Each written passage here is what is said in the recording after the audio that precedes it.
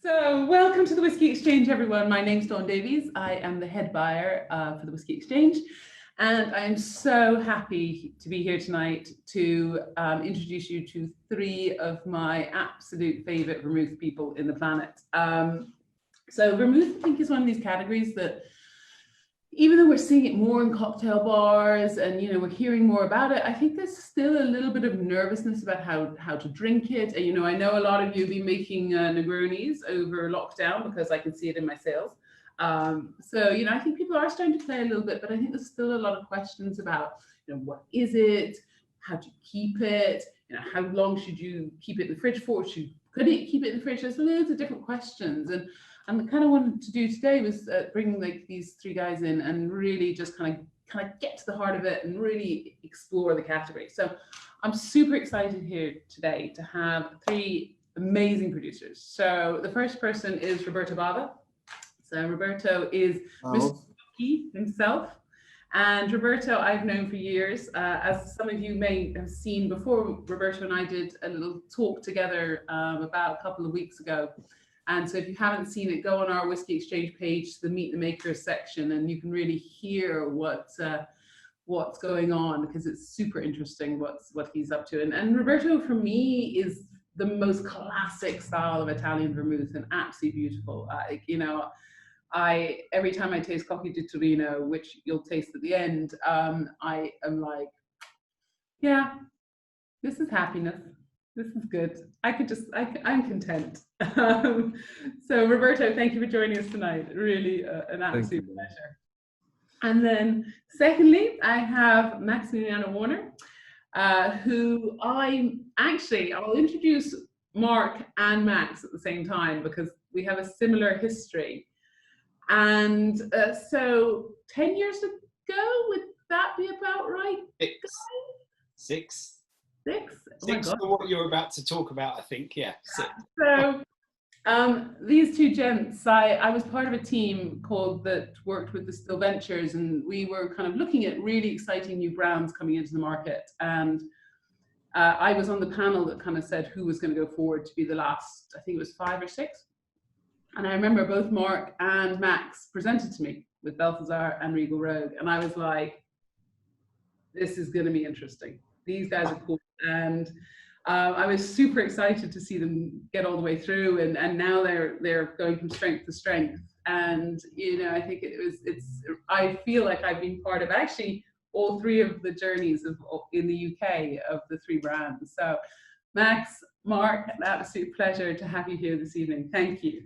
Thank you all. Also, I think Sebastian also joined in, my founding partner, probably the only one who ever showed up in shorts at the Distal Ventures presentations.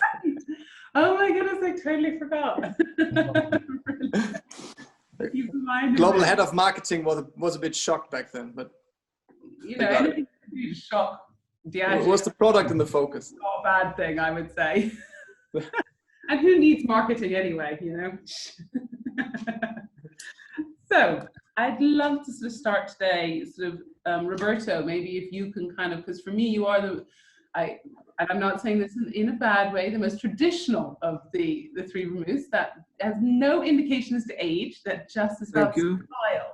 You're the most stylish of the group. So, I still believe to be 28. You look 18. Thank you. Literally. Okay. No, what I like is that you name me like the one selling happiness, because we make vermouth. So I like this definition. So I'm a happiness supplier. Yes, I'm Roberto Bava. I am in Piemonte now. If it remember you something, the name Piemonte, of course. So we are deep in the harvest. We just started yesterday, no, 2 days ago actually. So we are in the Pinot and the Chardonnay for sparkling wine. We'll go soon to the Moscato and going on to the Nebbiolo for the Barolo in potentially a month. Yes, I am a vermouth pusher, can I say? I want everybody to buy part of these. Vermouth and cheese pusher. Let's just be very clear on that. Okay, thank you. Actually, as you understand, I speak Italian, so my English is quite folkloristic, so I apologize, but you may translate in real Cockney if you want. So what was the question? What is vermouth? Yes, a really kind of a really simple, like sort of bite size. To be vermouth, we have to be bam. Let me tell you what is not. Vermouth is not a spirit. It is a good. I'm sorry, vermouth is not a spirit. I'm sorry, vermouth is not a liqueur. And I'm sorry, vermouth is not a wine to pour. Vermouth is vermouth. Okay, starting from these basic points, this means that it's something else defined by the EEC law. I'm sorry, you remember the old EEC, you are losing it on the way, but it still exists. Reminding us. I'm so sorry. EEC defined vermouth like a wine-based aromatized product. So in a way, 75% of it need to be wine. The rest of it, botanical, extract, some alcohol, some sugar, etc. But in a way, it's quite simple because no coloring, no nothing. I would define vermouth like an agricultural product more than a lot of other liquids around. So it's very linked to the terroir in a way, but also to the know-how of the people who know the recipe, or they have the old recipe, or they have the new recipe. But in any way, there's a lot of brain linked to this product, and there's a lot of soil, etc., etc. What I would say is that for last 20, 30 years, the market forgot this link to wine, and for long it was a lot of marketing, which is not a devil word. Marketing is good, but I think it is a devil word. But it depends. But the good marketing is good. But in any way, that kind of marketing offer vermouth like fashion, like chic, like something else. Sometimes signorinas dancing, sometimes driving cars. But for long, they forgot the product.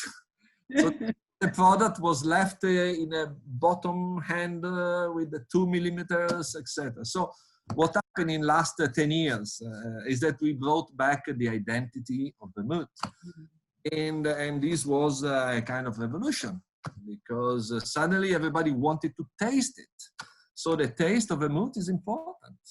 And in another way, the ingredients are important. So of course, you want to have vermouth to do the Negroni. There can't be a Negroni without vermouth.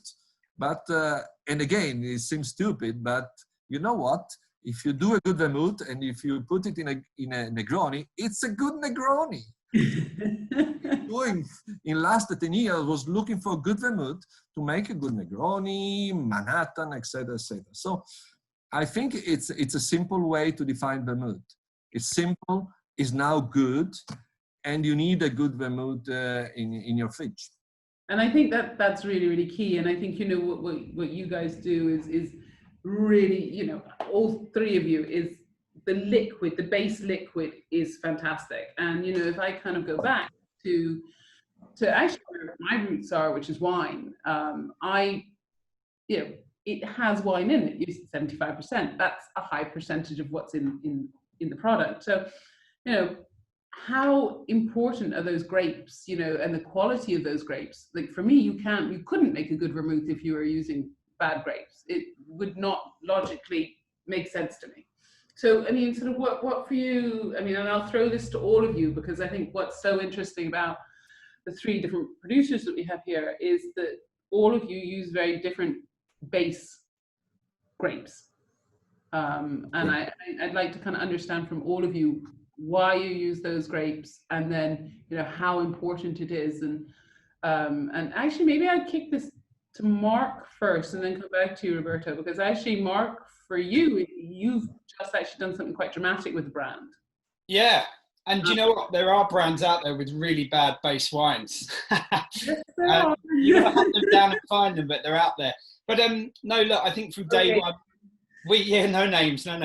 we launched into the market in 2011 in Australia, and then we came into the UK in 2014, which is, I met you actually in 2013 at Imbibe, and you were like, we'll be your first retail when you go. So it was a huge motivation to launch in the UK. But we've always been about the credibility of the grape. We use New World Australian wine, but we don't age in the wine at the beginning or the end. It really is all about the grape and the extracts. So for us, over the years, we've seen the clarity on, the differentials between the vermouths. Whereas I think at the beginning, when we launched our Lively White, people were just swapping it out for red vermouth and going, oh, it doesn't taste as good. They're like, they're different grapes. And maybe it'd be quite nice if we're talking about the Lively White, if everyone wants to have a little glass, because I'm always conscious that we are tasting and we should have alcohol. Because so going back to that, the grapes are really important to us. Obviously, Australia's got a lot of wine. So for me, putting the brand together, it was an obvious thing to do back in 2011. But with the Lively White that you've got there, this is a Hunter Valley Semillon blended with native Australian lemon myrtle, desert lime, and native thyme. So it's all citrus, all floral. And then we go through with things like grapefruit, chamomile, elderflower, lemongrass, basil, etc. But what you'll get on the nose, hopefully, is a balance of the grape with the aromatics and the extracts. And by having no aging in there, for us, it just meant that you've got this really clean, fresh style of vermouth. It's not better, it's just different.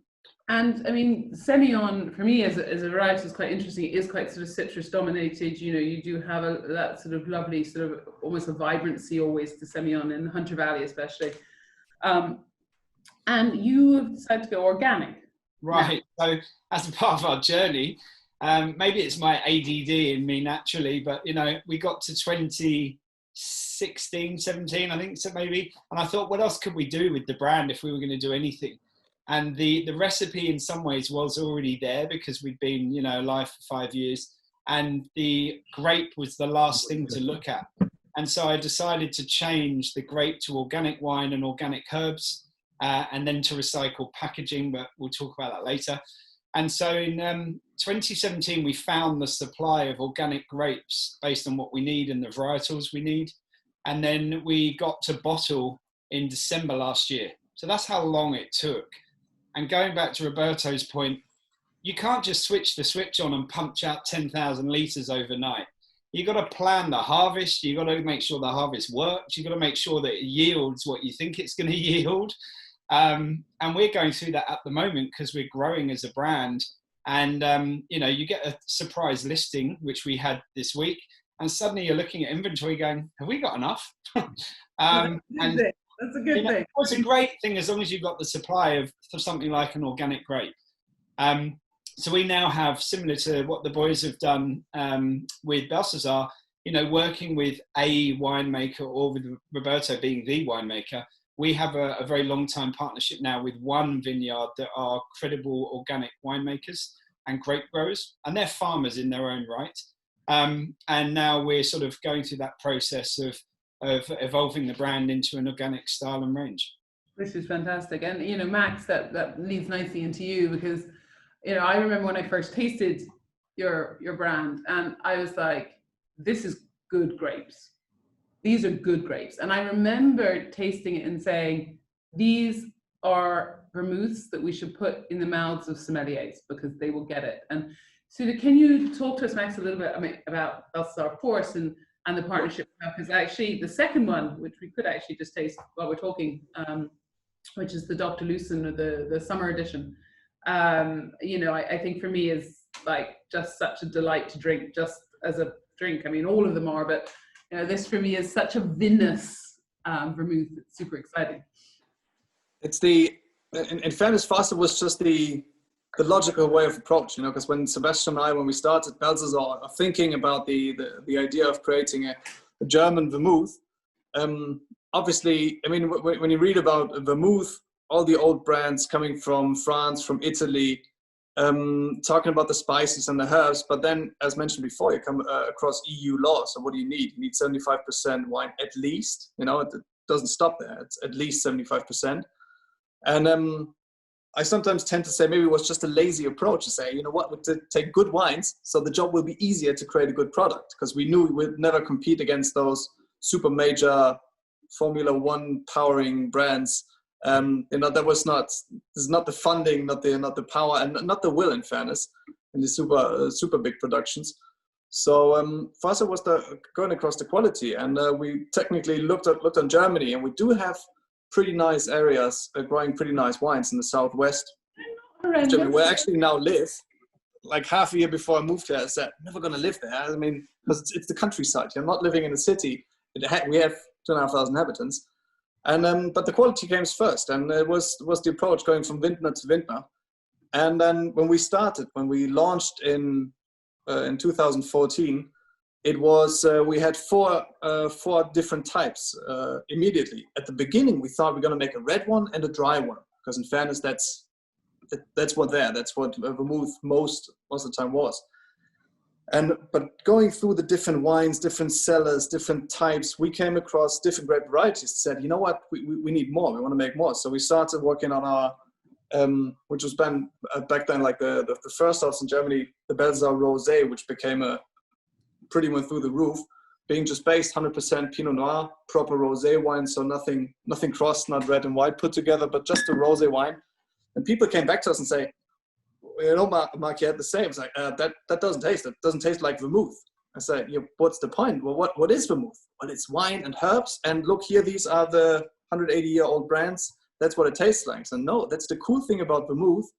And we had this just before. Mark said, you know, it's so funny to see different producers sitting all in the same room, because we all share one vision. You know, vermouth is an awesome category where you can drink through different varieties, which offers you, way more varieties than gin will ever be able to. And that's just, I made gin before, so I'm allowed to say.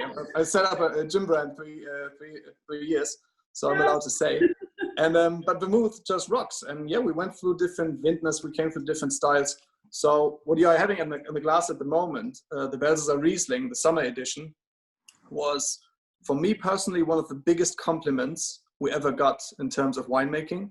Because we teamed up with a winery, Dr. Lusen, at the Mosel area, which is among the best wineries in Germany. It's a VDP winery, super limited. And there was only after 3 years on the market, Ernie, you know, we met him at the trade show and started talking. He said, guys, I really like what you're doing, because you're worshipping wine. You know, we're not, you know, pushing down the wine with spices and herbs, and we're worshipping the wine, working with the aromas. So all of a sudden, with one of the best winemakers in Germany saying, let's do something together. And I think that's for all of us, you know, for all vermouth makers here. Worship the wine, make an awesome product, and you get a variety which other categories, I'm afraid to say, might lack. I love it. That is a perfect statement. And Roberto, I mean, you are a winemaker. You know, you're actually the guy that you started as a winemaker. You weren't a vermouth producer. And how has that affected kind of your look at the kind of vermouth category? I'm sorry to tell you that I studied economy. I know I should, but we are three brothers, and the other two are really winemakers. Well, I can't hide. I studied. You killed the romance, Roberto. I know, but our company is bullshit free, and so we need to be honest and true. I mean, I have two very demanding brothers who are down in the vineyards and in the cellar, and they're the one. But I'm the one who designed the label, if you want. No, even. Okay, we're getting rid of you. Get out. Back to the story of Cocchi. Yes, I mean, Cocchi is producing vermouth for 130 years. So in a way, it's a kind of icon in it. And the great pride of Cocchi is to have been survived 2 World War at least, and et cetera, 2 financial crises, and hopefully COVID-19. And a pandemic. So, but out of these, yes, we feel ourselves like being archaeologists because we are sitting on the history of vermouth and with wine like Barolo, with the Moscato d'Asti. So you know, even our vermouth, we are talking about categories. If you really look at the label, you discover that the historical vermouth di Torino is not a dry, is not a bianco, and is not a red. So these belong to the previous category, to the sweet vermouth. In 150 years ago, the category were two: the dry vermouth from Chambéry and the red and the sweet vermouth, which was the Italian vermouth from Torino, the two capital of the Savoy kingdom, as you know. I mean, vermouth was not born, the contemporary vermouth was not born in France, was not born in Italy. It was born in the kingdom of Savoy, which is the kingdom of Italy, of Piemonte, sorry. Piemonte. You really have to note this, that in spite of not producing the three main categories, we became an icon, and the reason is that this taste is one of the original of that time. Probably the Count Camillo Negroni, etc. He probably used this kind of taste and style of category and product when he did his Negroni, because this is what was available. So yes, we like to be a little archaeologists in this, even though the product like Barolo Chinato. I mean, we let this product survive because it was almost extinct. It's in DNA of the family. We like to save, to discover. Very often we even don't know what to do with it. We discover when we save a recipe and okay, someone needs to drink it. So this is how it came out, a lot of our product. We are really not commercial sometimes. Is that why the Americano Rossa? No, Americano Rosa is something else. Americano Rosa has been there forever. Mr. Giulio Cocchi, Signor Giulio Cocchi, was probably the first to bottle an Americano, which was not yet a cocktail. It was an aperitivo. In the American style. So potentially at the beginning it was a vermouth with some drop of bitter. So Cocchi bottled it, his own recipe. It's like if you bottle a mojito and in the next 130 years you are the founder and inventor of mojito. Probably not, but you were the first to make it. Max is like a big project for Diageo. Like if anybody out there wants to put his names in the history books, think about the next generations, put a cocktail into a bottle. Fair point. You have children, Max, probably they will be very proud of what you do now. Let's see, that's the idea, right? Anyway, this is it. I mean, so Americano, which you have in one of your bottle there, is a cousin of vermouth because itself, Americano is a category. It is recognized by the EEC law like a category. So Cocchi is again the icon of this category, and the rooster is what makes it known, and this goes back to the futurist.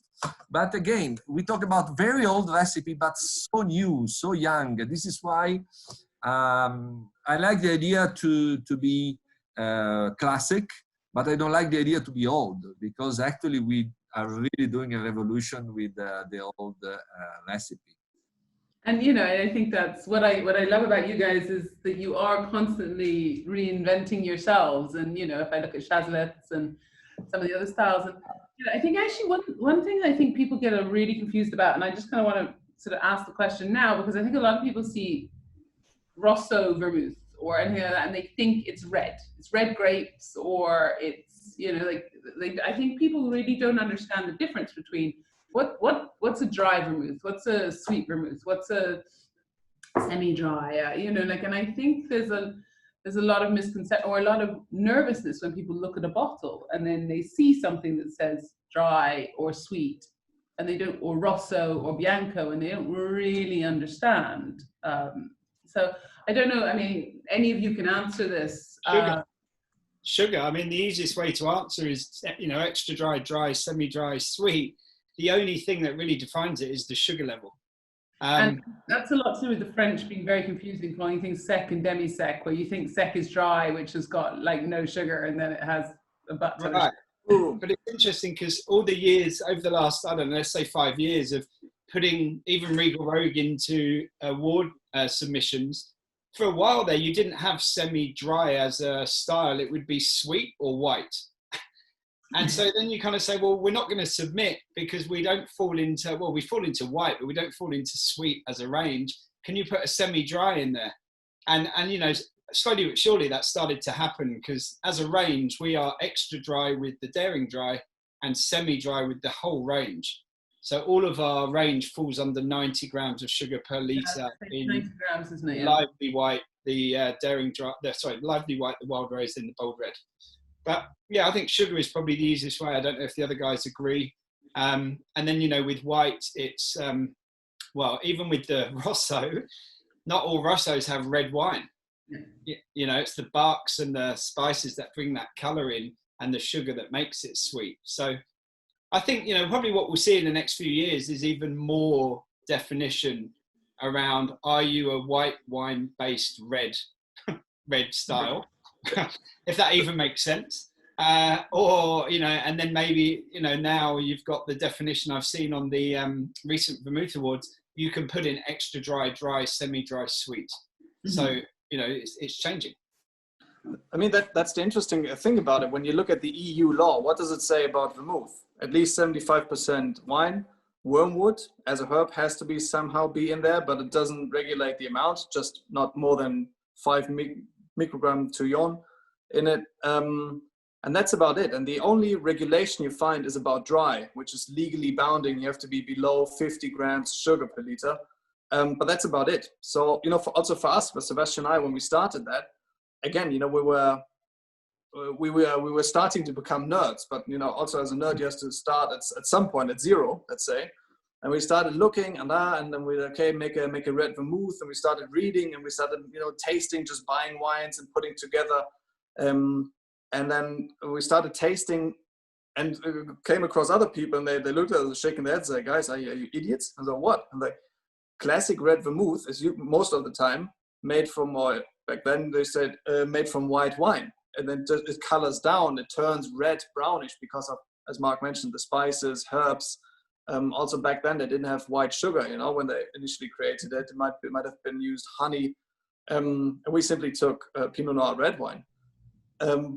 But somehow we found a way that this actually can be nice. So our not knowing, understanding this whole range of colors, definitions, actually helped us to create a pretty new crazy product, as well as the Belsazar Rosé, as the name already says, 100% Rosé Pinot Noir.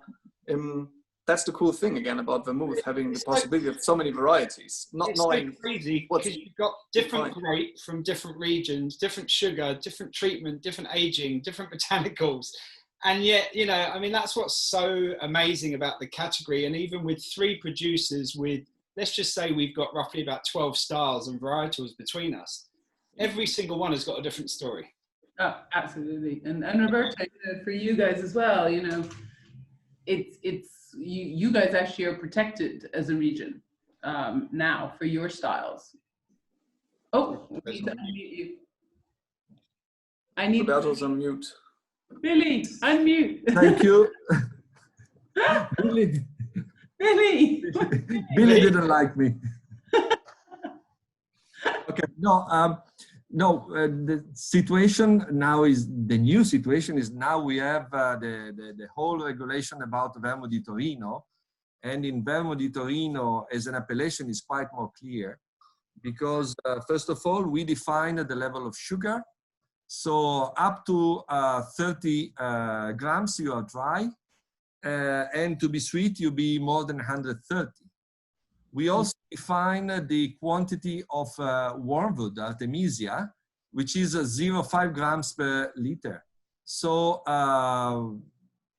step by step, we were able to build a kind of DOC, which is not, because it's not a wine, is IG, Identità Geografica, which tell you exactly how to do the vermouth, where it should come from, which the wine are allowed, the alcohol content. I mean, this is the beauty of having an appellation, which means once you see Vermouth di Torino, it's clear like being Barolo or Bordeaux or what else. And on the long run, this is a great help for the consumer and also for the offer on the market makes a kind of profile which is quite closer between producer and producer.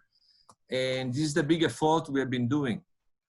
We have been able to do this because, of course, I mean, Piedmont is really let me say, the center of the world. If you, so everybody believes to be in the center of the world, of course, but this is history, and we have the know-how, we have the skill, we have the production. The production of vermouth is, I guess, 80% of the world production is in this area, and because the big brand have their main facilities here, and etc., etc. But again, back to us. What is going to happen, hopefully, is that every area of the world will have its own regulation and rules, because this is good.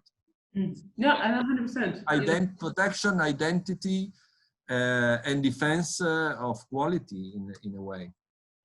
And you know, I think a lot of people think that sort of these kind of AOCs, these IGTs stifle innovation, but I think you can still have innovation within these boundaries. Actually, Mark, if we go into you and maybe have a little taste of the wild rose, because actually suddenly all these rosé vermouths are kind of appearing on the market. I mean, we had the Cocchi Rossa first, and now we'll have a little taste of the wild rose. And you know, why did you suddenly think I'm going to do a rosé? Was it kind of looking at the market and saying, everyone's drinking Provence rosé and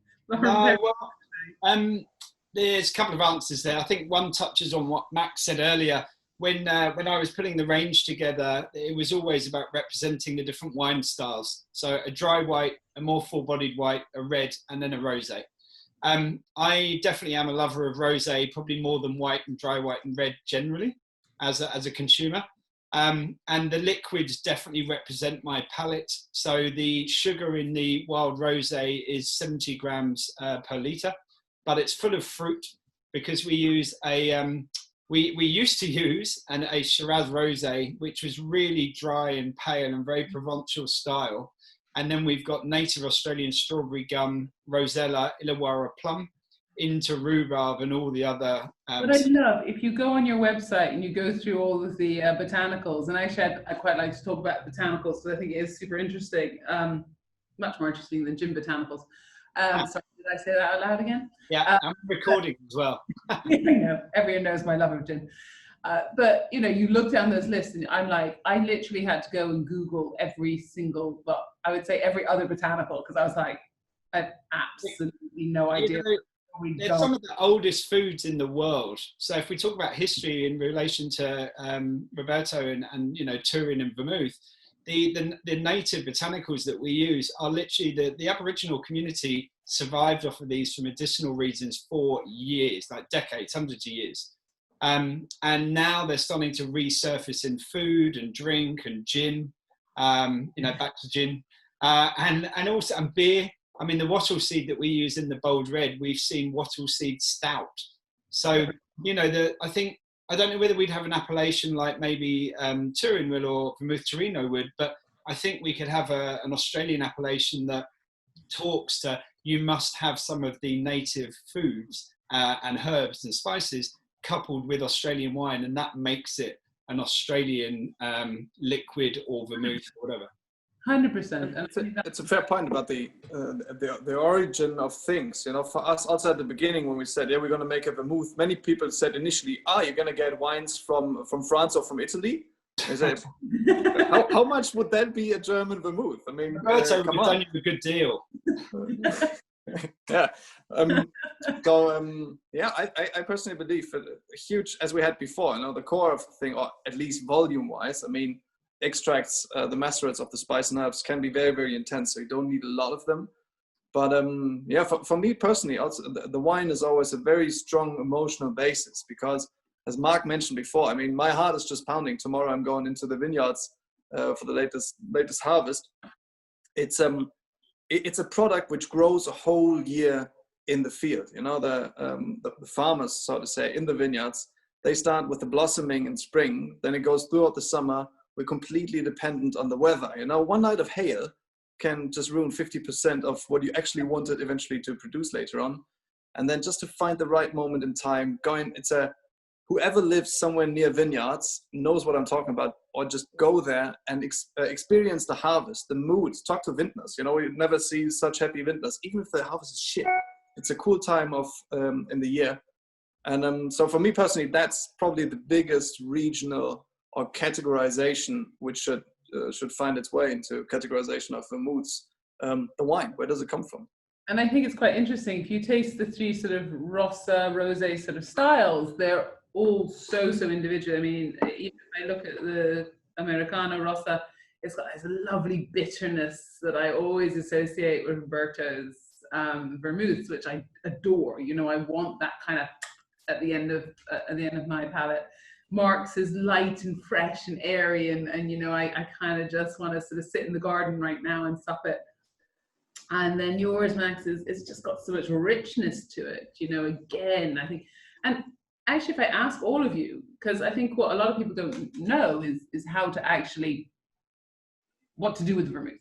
You know, what do you do with it? What drink it. Just drink it. Open the bottle and drink it. But if they're scared of drinking it neat, I mean, like if I kind of go back, you know, if we look at the vermouth de Torino, Roberto, at the end, you know, we've talked about the Negroni, which is a classic, but you know, I've got a bottle of vermouth in my fridge. Actually, Roberto and I had a massive discussion about this the other day because we were laughing because I said, you know, a lot of questions I'm asked about any wine or vermouth or sherry or fortified wine is how long can I keep it? And you know, I think Roberto gave me the best answer ever, and I'm sure you about how long you should keep a vermouth in the fridge. And you have to repeat that if you can remember. I'm sure you can remember what you said, but I just thought for me it was one of the best definitions of how it's changed what we're saying to people. Well, if I well remember, I told you my experience, which was 15 years ago. We used to keep the bottle in the home bar until your cousin from America were coming back, which means we didn't drink vermouth. I'm sorry, you don't expect to hear this, but in the 80s, vermouth was not that good anymore. So you keep the bottle for the cousin coming from New York, and it was the same bottle for at least 2 or 3 years, which at the very end you could offer Marsala, which was good. Then we started to sell to America, and the American, and even to London. You are clever, more clever, and what you do is better than us. We love the foreign, everything foreign, we love it better. But we're learning this, which was, you know, it oxidized. Okay, it oxidized. So this is not a natural taste. No, you want the botanic. Okay. So they told us, you know what, 2 or 3 months, it's okay. So I changed the idea and I said, okay, 2 or 3 months. And 2 or 3 years ago, our importer started to say, you know what, maybe 1 month. Actually, he's even writing the date when you open on the back label. So he said a month. But before it goes back to 1 day, I did some tests and I realized that 1 month is okay. Now, the motto is, if you keep a bottle for 1 month in your fridge, there can be 2 reasons. One, you're really sick. The second is you're not enough friends to drink a bottle with your friends. Come on, a month? On calls and drink that bloody bottle you have in the fridge. So that's probably the answer you remember. But that's the truth. I mean, keep the bottle in fridge. Use it. If you really don't have parties around, maybe with your friends, with your wife, what else? You may use it, I don't know, you do vermouth everywhere. You do some Zabaglione dessert. You do a lot of things. I say I put it in my risotto. The dry risotto, in that case, I would use the dry, so maybe one of Mark's or Max one. You use to season some fish and then throw the fish on the barbecue. I mean, it's a flavoring liquid in also. Only be aware that being vermouth, bitter, the bitter component sometimes is not always good with the cuisine. But again, what you will do, what I do now is VNT, vermouth and tonic. So easy. VNT is the easiest way, is hydratating in summer, and bottle left in the fridge will go fast to be empty. That's and actually, one thing I discovered the other day, I was doing a tasting with Fever Tree and we talked about this, and they have a new range of sodas. And Craig Harper and I were talking, and he came up with the white apricot and grape. Unbelievable. Unbelievable. It was very good. Possibly the most insanely good drink I've had. I was like, pictures, just pictures. So yeah, you know, I think those long, simple serves are great. Mark, what would you what are your kind of favorite kind of serves with? You know what? Literally, we got some of those sodas sent down from Fever Tree, and the wild rosé with the white peach and apricot is unbelievable. Yeah. And it's 2 ingredients, a bit of ice and a wedge of lemon. I mean, it's no harder than a gin and tonic, but you've got so much more flavour coming through from the mixer, and it's better. But I think it is, you know, like we all needed, in the category, we all needed a simple serve, because home consumers can't necessarily make everything that you might talk about in the on-premise when it did exist. Yeah. And I think with low ABV and now the provenance of the wines and the integrity and quality of the wines and the herbs, it needed something that stood up on its own. And I think, you know, that's something that we've really driven as a brand from day one quite hard. And I think as a category now, we've all started to really drive it. And that's the thing that's going to get a V&T around the world in place of the Aperol Spritz or, you know, the gin and tonic, so that it becomes that staple even in pubs. You should be able to go into a good pub now and have a V&T menu as well as a gin and tonic menu. Absolutely. Don, I don't know. Cocchi di Torino with bitter pomelo and pink peppercorn tonic is very delicious. I mean, I give you another motto: upgrade your spritz. Don? What would you guys do? Seb, do you want to take this one? Yeah, we can talk, but interesting is like then that we in 2013 when we start, I think we was the first one they talking about V&T, and also we talking about do it with tonic, and some other countries they were totally laughing about it and say why you can drink it with tonic, and now it's so, I call it fashionable. And I remember this time when we pitched it and everybody was like, oh my God, you can do it, make Negronis, make martinis, make all these things. And now everybody say like, hey, yeah, you can drink it now with tonic. So it's interesting, you know, when I call it the first mover into this vermouth world. And now V&T classic, I drink it now, since 2 years. So it was a little bit for me and Max, like we sitting in the church talking to the people, and now the audience is there, and also other producers do the same like we. So interesting. The same with rosé, you know, like we do it in 2013-14, and Technical was the first one I thinking in the world. They make this now. I think 28 or 30 other companies do the same. So also it's interesting, you know, that sometimes when you can play in this category vermouth, you can open, I call it new kind of flavor, new kind of world, new kind of taste. It's interesting to see all the other guys, and they talking now the same when we start in 2013. So and that, by the way, is the secret why the bottles never turn bad, because they never turn old. That's the point. You know, how many Negronis can you drink in a row? I tell you. Belsazar rosé and tonic, you know, vermouth and tonic, you come down to 6% volume of alcohol. That's half the amount as a glass of wine.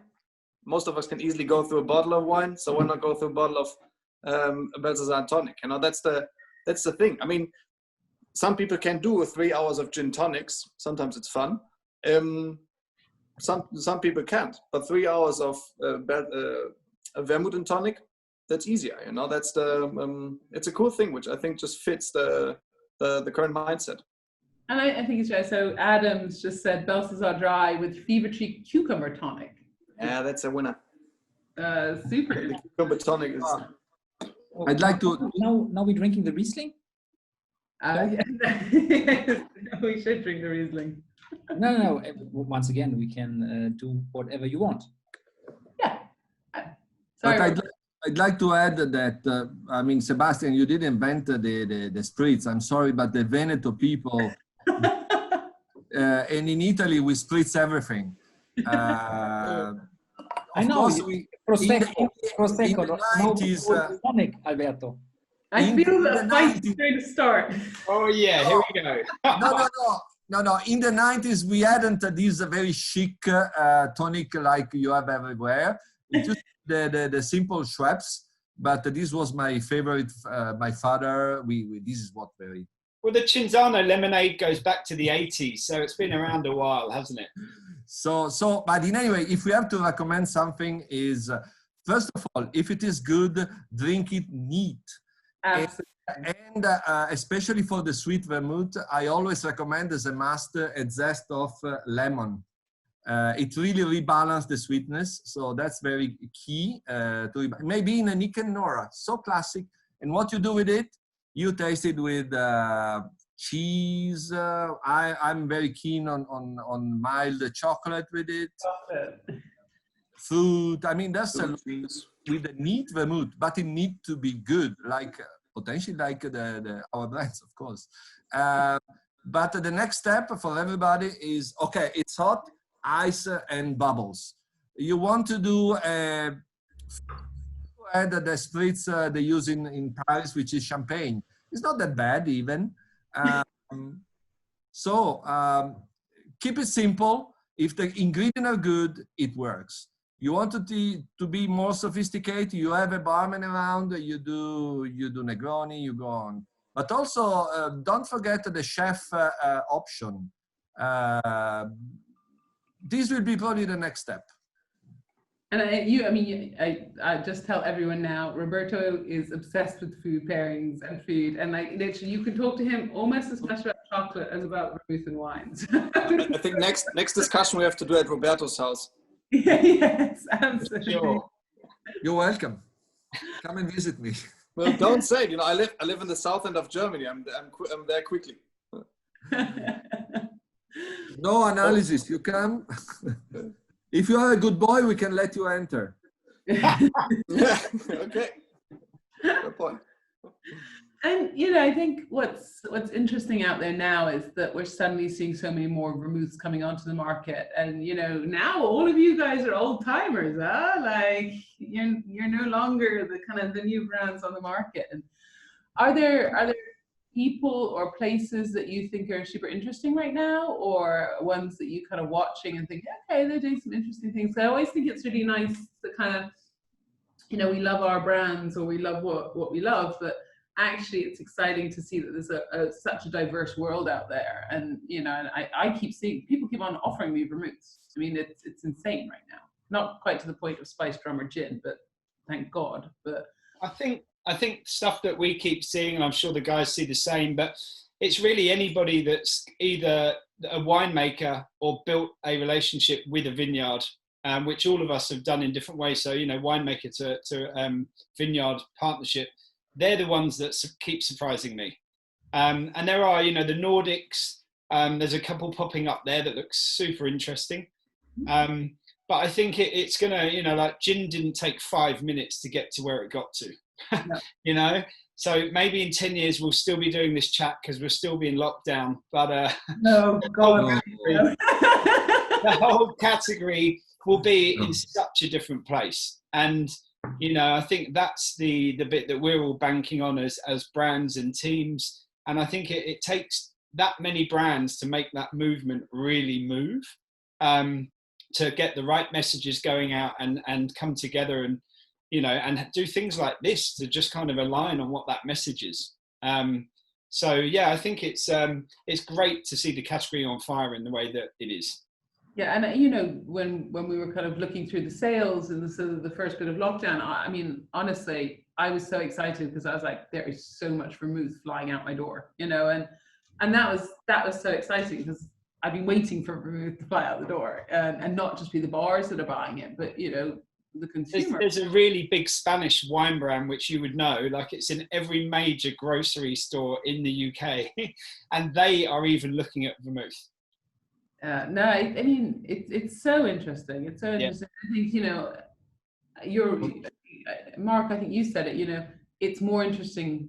There's more diversity than in gin. You know, sorry. What will happen in a few years is that probably I am already a classic, but you also will be a classic. And 10 years have been very, very fast. I would say for the new vermouth is like a century. Last 10 years, we have seen such a revolution. But technically speaking, I am keen in thinking that recipe need to be stable and consistent. And once you do your first vermouth is new. It need to be understood. They need to settle, etc., etc. So I guess that the more our recipe will get old, the more will be consistent and will be the classic. So there will be always a new vermouth, a new recipe which you invented in short time. But to become a classic, you need to prove that you are consistent. So I think that we are going in this direction. A lot of new vermouth coming, but you need to grow the respect on the market and technically speaking, the consistency. So what is nice is that, you know, having known you guys for so long, I still recognize, you know, if I pick up a Regal Rogue, if I pick up a Belsazar, if I pick up a Cocchi, I know what I'm tasting, and I know it's you guys, and I know I'll never be let down by a bottle. And I think that's a really, really good point. It's that get better, absolutely, but make sure you're true and you're consistent to your brand and, you know, the area around you and the grapes you're using and the botanicals you're using. I think it's a really good point. You know, consistency is key. And I think that would be the only thing which would worry me if, you know, as always, I mean, you know, some of us have business backgrounds. When you see a market works, that always attracts me toos. You know, people would say, oh, that's a market to make eventually quick money, they think. So they would be entering, not taking the time, you know, to develop properly, to really, you know, find wineries they truly trust and work. They say, yeah, you know, wine is traded internationally. I can do this, you know, just from an office job somewhere. Without being there or having a partner being situated there, and that could eventually attract too many fails, you know, no brands. I think a category can always grow big and strong if it has multiple players. You know, show the variety. It needs all of us to show the people the varieties, and then let them pick which one they ever love best. And but you know, if too soon, too many shitty brands would come up, that would not help anybody. You know, not the consumer, not themselves, not anybody. So that's, in fairness, for me, always the only thing. Looking for the good guys, let's say. You know, really need to have a long history or have another background, but do it, you know, dedicatedly, as those you see on screen here.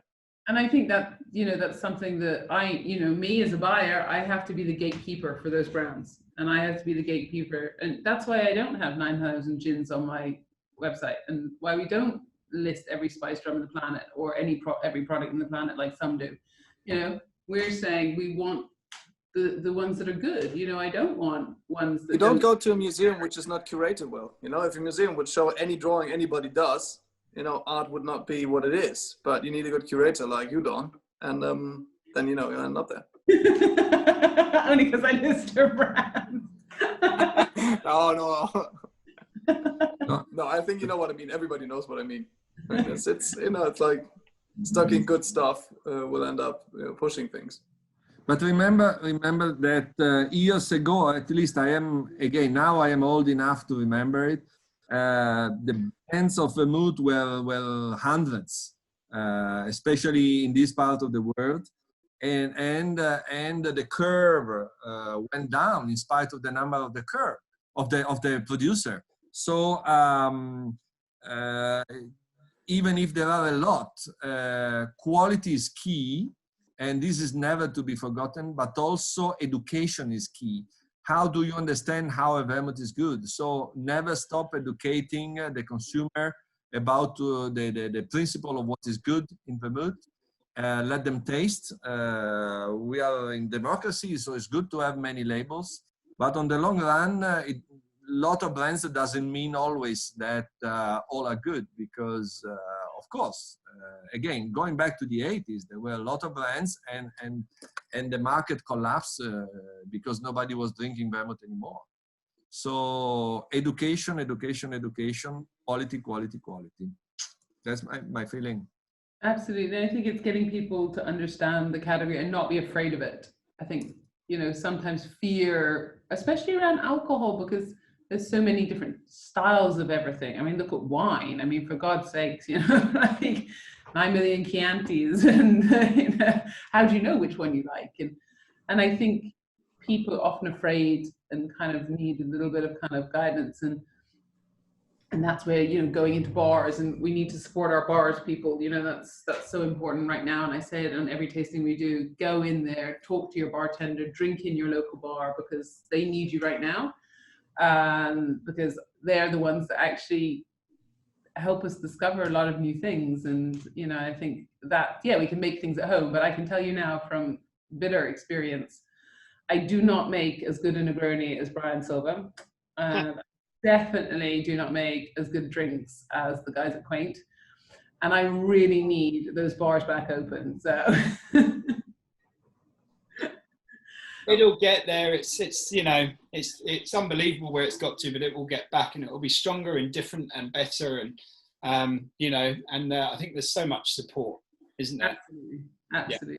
And you know, I think vermouth, especially as a category, it's the bartenders love it. It's like the sommeliers and Riesling, you know. And there's certain categories that we all love. Like as a sommelier, I love sherry, I love Riesling, you know, and you champion those because they're super awesome. Absolutely. Hence why I always love this one. But no, gents, thank you so much for this evening. It's been an absolute pleasure. And you know, like Max, I haven't seen for years. You know, amazing. Far too long. Roberto, I speak to on a regular basis, which I'm always so excited about. And Mark and I email all the time. So it's been like having friends around to drink, but with no one here. So I'm going to go find my bottle of vermouth and finish it. Thank you to you for putting us all together. Like, such a pleasure to be with the other guys and connect with all the guests that are on here that have bought the packs.